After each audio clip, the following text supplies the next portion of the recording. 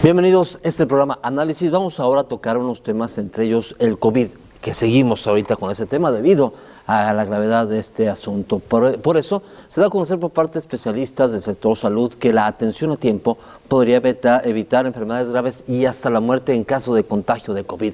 Ve usted la información. Si yo pertenezco a un grupo de riesgo e inicio con signos y síntomas, debo demandar rápidamente atención médica. Igual sin conocer cuál sería mi estado clínico en ese momento, inclusive sin poder tener la herramienta correspondiente para saber cuál es el estado de mi oxigenación, porque en todo caso esto es algo que el profesional de la salud y la atención médica me lo va a dar a conocer o me lo va a evaluar en el momento de la atención. Yo no debo esperar a tener signos de alarma. Y es decir, cerca a niveles de 70 es porque ya estamos teniendo una afectación pulmonar importante. Recordemos que la oxigenación en su momento debe de estar como límite bajo alrededor de 93, 94. Entonces cualquier oxigenación por debajo de 90 ya es un signo de alarma, ya es un elemento que nos dice estamos demorando en demandar la atención, hay que hacerlo rápidamente, pero más aún si no todas las personas tienen la posibilidad de en su domicilio poder conocer este elemento. Entonces, ante la simple presencia de signos y síntomas compatibles con la enfermedad, ¿cuáles son los más comunes? Todos aquellos que representan un catarro, una gripa, como la conocemos normalmente. Estamos hablando de escurrimiento nasal, que en su momento también viene acompañado de escozor de la nariz, el dolor de la garganta, que evidencia inflamación de la misma. Esto nos puede llevar lógicamente también a estar presentando tos, a tener elevación de la temperatura, aunque no sucede en el 100% de los casos, pero sí en una buena gran parte de ellos, y estos síntomas acompañados de lo que todos también identificamos cuando estamos enfermos, que es el malestar general, el dolor de las articulaciones, el dolor de los músculos. No son los únicos signos y síntomas. Durante la enfermedad del COVID se pueden presentar otros, pero si tenemos al menos algunos de estos síntomas, 2 de ellos bastaría o sería suficiente. Si además pertenezco yo a un grupo de riesgo, rápidamente demandar la atención médica. Y si ya estamos presentando signos de alarma, ¿cuáles son los signos de alarma?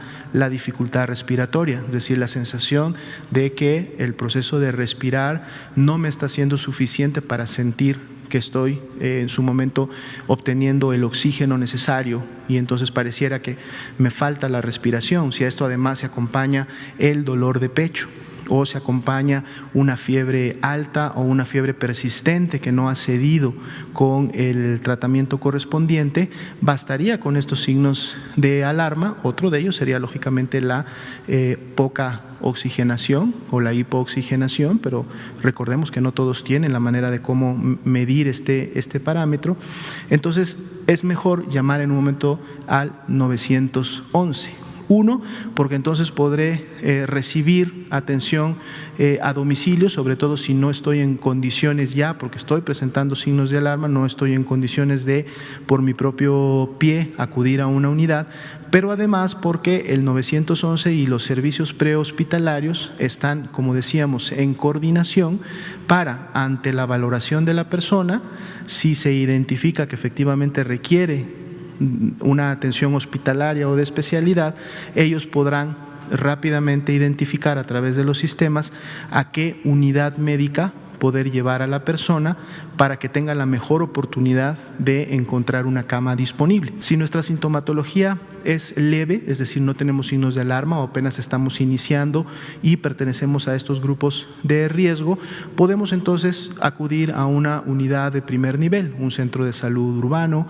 una unidad de medicina familiar, y dado que estamos todavía en un estado clínico estable, en donde sí nos podemos transportar y podemos demandar esa atención, pues es mejor hacerlo en ese estado clínico, es decir, cuando no tenemos complicaciones, cuando no tenemos signos de alarma, alarma y por lo tanto tener la mejor oportunidad de un seguimiento domiciliario, o que en la medida en que esa unidad de primer nivel me valoren y me midan todos los signos vitales y los signos en su momento de alarma, ellos entonces también puedan identificar rápida y oportunamente la necesidad de referirme a una unidad de segundo o tercer nivel para la atención, o tras la valoración comunicarme que puedo llevar a cabo una atención ambulatoria en mi domicilio, que el seguimiento puede ser vía telefónica o que me pueden citar, si todo sigue bien, al tercer día o al cuarto día para ver mi evolución,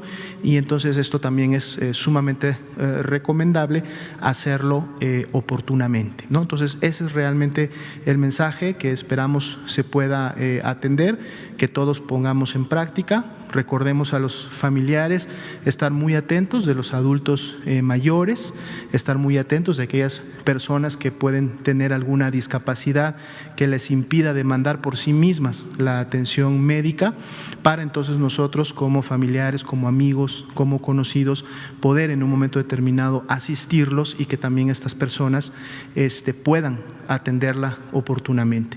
Y finalmente comentar, porque esto también es algo muy, muy importante, recordemos que COVID-19 no tiene ningún tratamiento específico que se haya demostrado su utilidad o su eficacia para controlar la enfermedad grave en el domicilio. Entonces, no debemos nosotros de dilatar el tiempo o perder el tiempo tomando algún tipo de tratamiento que se nos haya dado para la casa, esperando a que este tratamiento mejore mis síntomas, sobre todo si estos no mejoran y hora con hora o día con día empieza a ser mayores o empiezan a presentar signos de alarma. No debo estar yo confiando y esperando a que un supuesto tratamiento haga efecto y me produzca mejoría y pierda yo 1, 2, 3 o más días esperando el resultado de ese tratamiento, desde ya o cuando desde ya les estamos comunicando y diciendo que no hay un tratamiento que en su momento haya demostrado efectividad contra el COVID-19. Por lo tanto, ni bien tengo yo signos de alarma o ni bien tengo signos y síntomas de la enfermedad y pertenezco a un grupo de riesgo, debo de buscar la atención del profesional de la salud y estar atento para cuando existe la necesidad de un tratamiento en un segundo nivel. De ahí la importancia de a los primeros síntomas atenderse. Ese es uno de los puntos y rubros más importantes.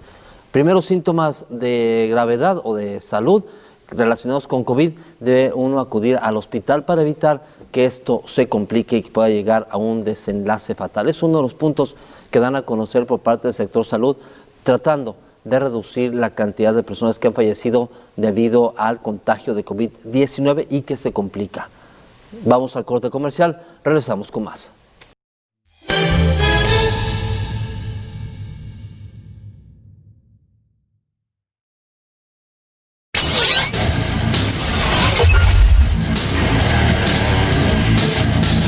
Visión deportiva con lo mejor del deporte local y regional. El mundo cambia a diario y es muy importante reportar el qué, cómo, cuándo, dónde y por qué. Y a donde sea que voltees, siempre hay una noticia nueva. CNT, Cable Noticias Tepa. EICO de Los Altos te ofrece avanzados sistemas de vigilancia de la mejor calidad, los cuales tienen la capacidad de grabar y vigilar en tiempo real tu hogar o negocio desde cualquier dispositivo móvil o fijo, sin importar tu ubicación. Habla al teléfono en pantalla y te resolvemos tus dudas.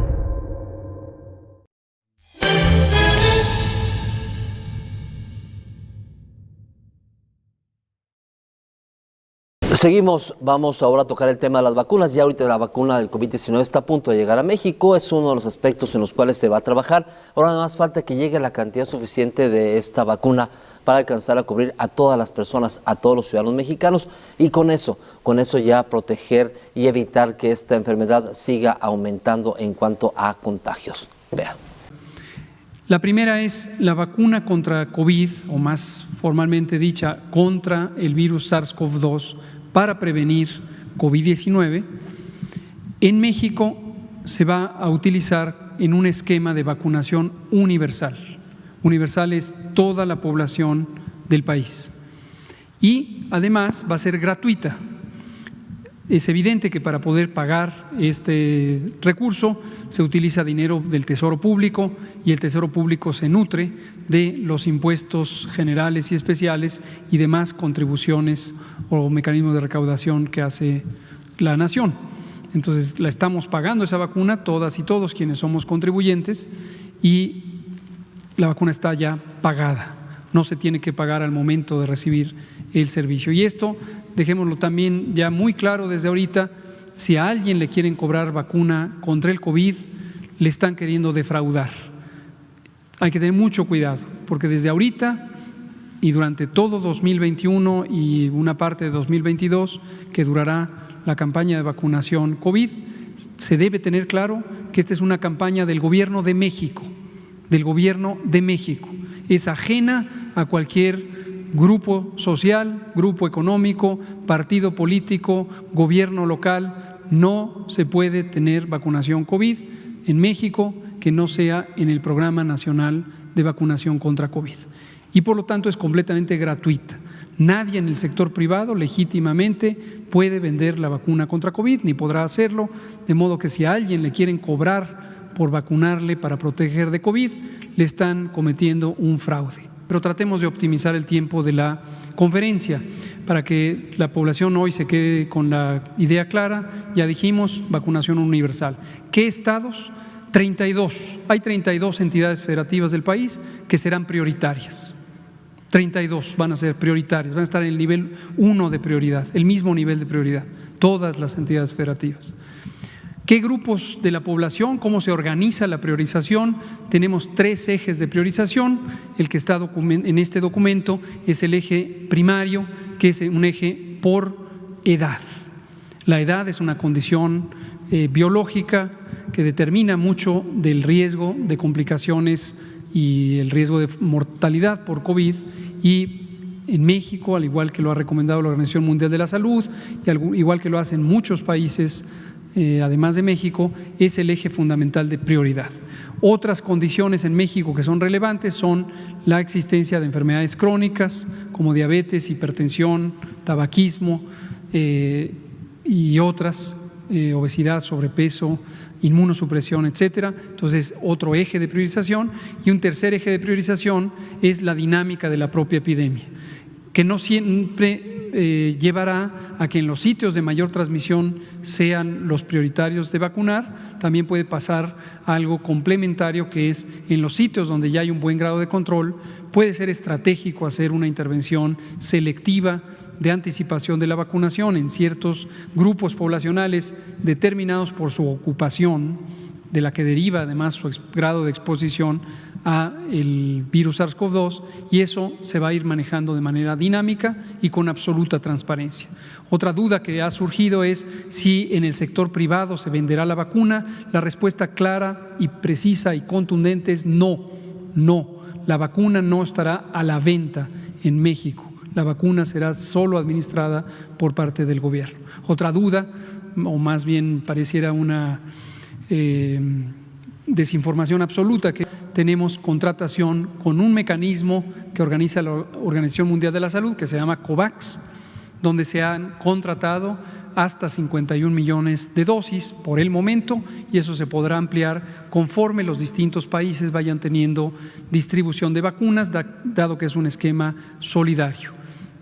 Por ahora esos 51 millones son suficientes para cubrir al 20% de la población mexicana. Además tenemos contratos ya establecidos con AstraZeneca por 71.2 millones de dosis, con Pfizer hasta por 34.4 millones de dosis y con CanSino hasta por 35 millones de dosis. Está en proceso de análisis y formalización un contrato con Janssen hasta por 22 millones de dosis. Y ya con la vacuna, o aplicando la vacuna a la mayor parte de las personas, es cuando ya se puede llegar a un tema de inmunidad. Ya entre más personas se vacunen, pues se reduce considerablemente el riesgo de contagio y es a lo que quiere lograr, llegar a un 70% de la población vacunada, y con eso ya se reduciría enormemente la posibilidad de que haya contagios de COVID-19. Eso es uno de los aspectos que quieren buscar con la vacuna, con los cuidados de uso de cubreboca, lavado de manos, distanciamiento social,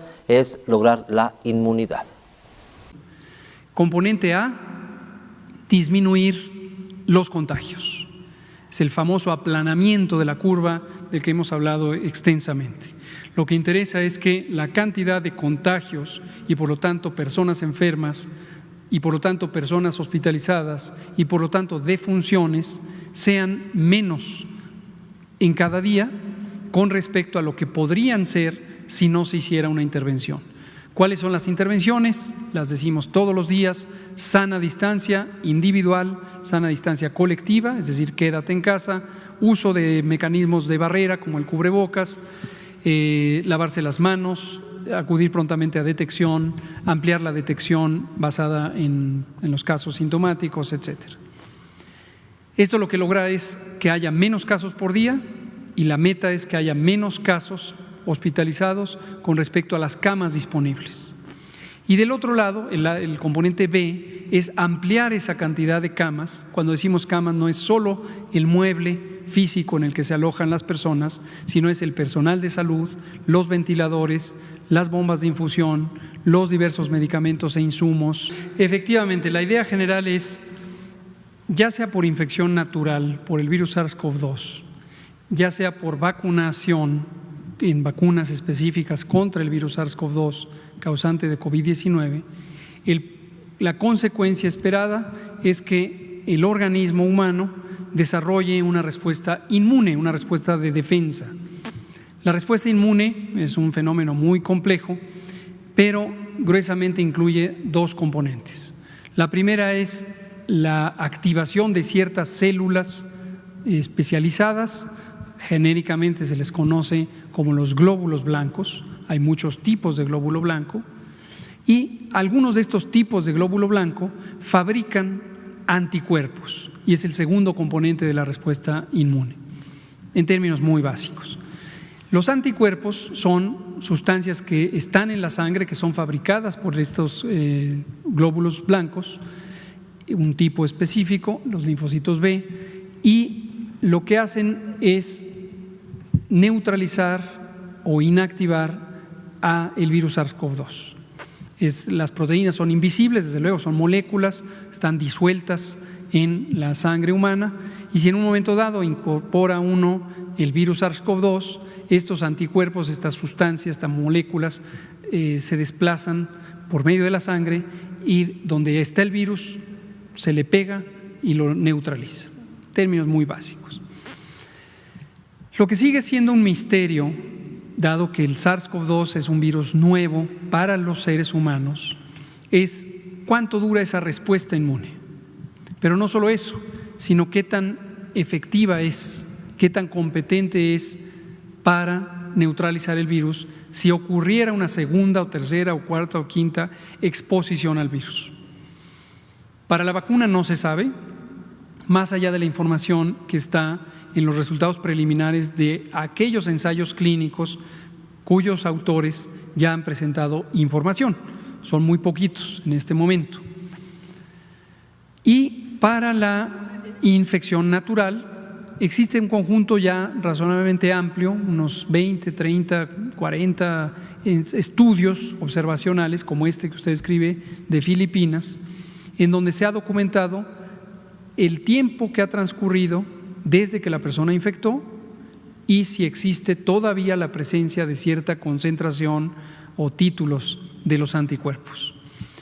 En la medida en que la epidemia lleva apenas un año, el máximo tiempo que se puede constatar de duración de la inmunidad, medida solamente por la concentración de anticuerpos específicos contra el virus SARS-CoV-2, es de un año. Entonces, hasta el momento sí se sabe que los anticuerpos pueden permanecer hasta un año. Pero hay todavía muchas incógnitas sobre la eficiencia de esa respuesta inmune, qué tan específica, si es o no neutralizante de los virus y en su momento se irá conociendo esto por distintos estudios como este.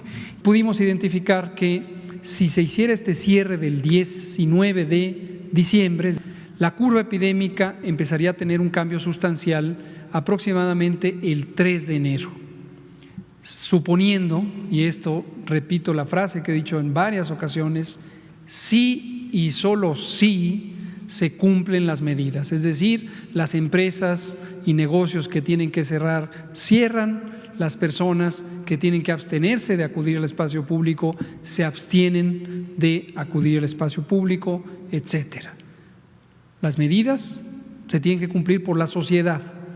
Si la sociedad las cumple, se logra el efecto de que disminuyan los contagios. ¿Cuándo? Aproximadamente en la semana del 3 de enero. Y por eso, dando un margen de seguridad, la disposición es hasta el 10 de enero. ¿Qué pasaría si la sociedad no ayuda? Pues que los contagios seguirían todavía incrementándose y se tendrían que tomar medidas adicionales quizá más severas. Nosotros evaluamos diariamente el curso de la epidemia y las decisiones se van tomando en forma dinámica. Ojalá que lleguen las vacunas y que pronto se pueda tener este biológico para atender a todas las personas y lograr lo que es la vacunación universal, y con eso también evitar en lo posible que se den pues ya los rebrotes y ese tipo de situaciones, que ya no haya ningún riesgo de salud, esto con la vacunación adecuada y a la mayor parte de la población. Vamos a corte comercial, ya regresamos.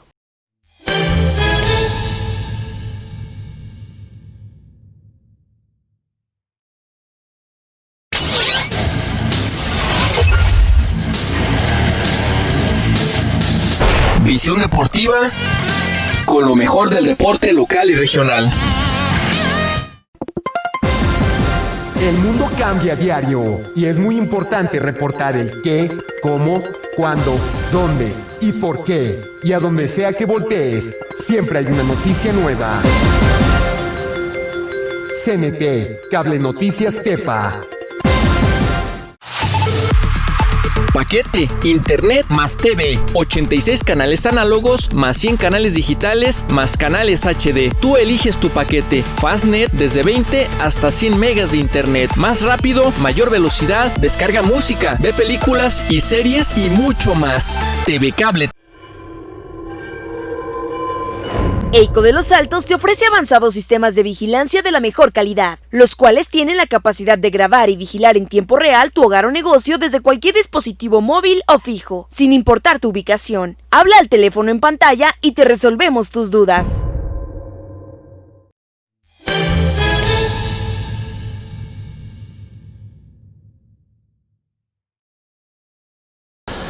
Continuamos. Un tema que ha causado controversia es saber quién es asintomático y quién no es asintomático, y también las posibilidades de contagio de una persona que tiene COVID pero no tiene síntomas. Eso ha causado problemas en diversos aspectos en la población. Es un tema en el cual se ha discutido enormemente, pero al final quedan muchas dudas en el tema de si los asintomáticos pueden o no pueden contagiar a las personas. Dicen que sí, pero no saben de qué medida ni si a todas las personas se pueden contagiar. Alguien que tenga COVID asintomático, si puede contagiar a todos o no. Vea usted. Ahora, sobre el tema de los asintomáticos, como hemos explicado en otras ocasiones, hay que distinguir asintomáticos, personas que nunca desarrollan síntomas durante todo el periodo en que pudieran tener el virus y hasta el momento en que lo eliminan, de personas presintomáticas, que durante algunos días no tienen todavía síntomas, aunque ya tengan el virus, y posteriormente, generalmente un par de días después de que el virus empieza a ser detectable, empiezan a desarrollar los síntomas. Algunas estimaciones consideran que en general una quinta parte de las personas portadoras del virus son asintomáticas, pero en ese conjunto están mezclados presintomáticos y asintomáticos.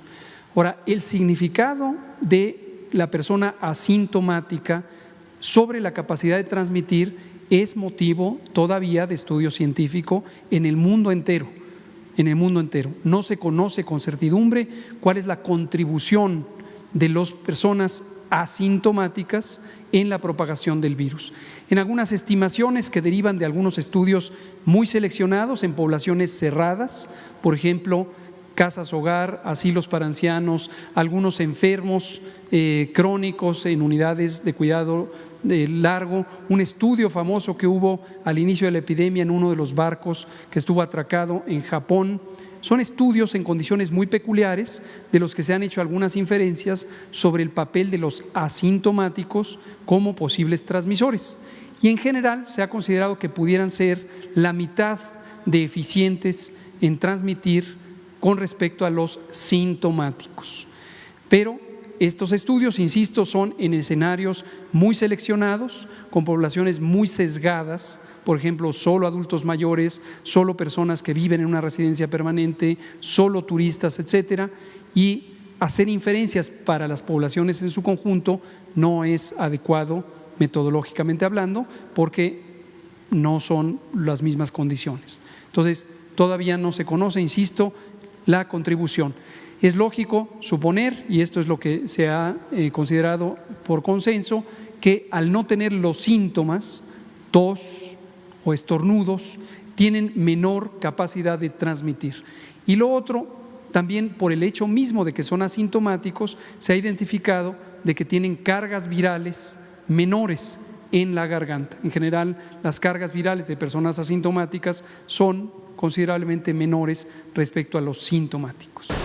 Vamos a cambiar radicalmente de información, y es que ahora voy a presentarle datos acerca de cómo se dio la aprobación por parte de la Cámara de Diputados, que ahora ya será un delito grave el tomar casetas y para protestar, según esto, y cobren dinero para poder hacer que pasen los automovilistas. Eso es uno de los puntos en los cuales ya trabajan los diputados y veremos si se puede aplicar esta ley.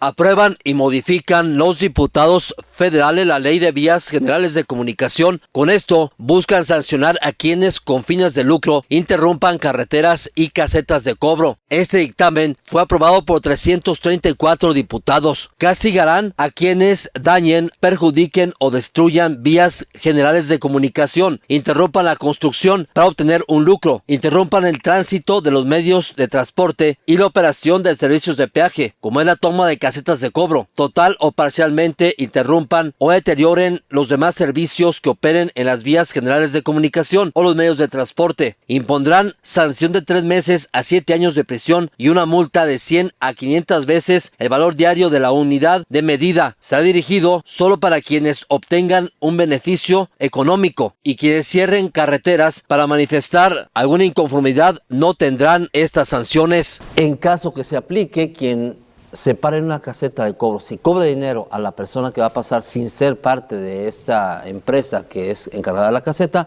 pues podría tener penas de cárcel muy grandes y también pagar grandes multas. Otro tema también, en el INE están trabajando para poder organizar las elecciones ya del próximo 6 de junio. También otro tema en el cual se avanza día con día. El Consejo General del Instituto Nacional Electoral realizó el sorteo para saber cuáles serán los ciudadanos que estarán integrando las casillas electorales, con lo cual estarían contando los votos de la elección del 6 de junio del 2021. Estará el INE convocando a las personas que nacieron los meses de agosto y septiembre. En esta elección serán elegidos 300 diputados federales y 200 de representación proporcional. Coordinará el INE los organismos públicos locales para elegir gobernadores, congresos locales y ayuntamientos. Estarán instalando 163,000 casillas electorales. El proceso electoral inició en septiembre y la elección será el 6 de junio del 2021. Acerca de los trámites para obtener la credencial de elector o realizar la reposición de este documento, el INE informó que por disposición oficial los módulos de atención suspenderán actividades del 24 al 27 de diciembre y se reanudarán el 28 de diciembre, con lo cual se puede seguir con el trámite para obtener la credencial de elector. Veremos en el INE cómo van avanzando los tiempos electorales. Ya va a haber precandidatos, candidatos, luego sigue la campaña después de las elecciones y a ver qué pasa con todo esto. Pero sí, estamos ya en un proceso electoral en el cual nos va a llevar cuando menos hasta el 6 de junio y meses más, porque seguro va a haber impugnaciones. Pero ahorita en el INE están trabajando para organizar las elecciones. Gracias por la atención al programa Análisis. Hasta pronto.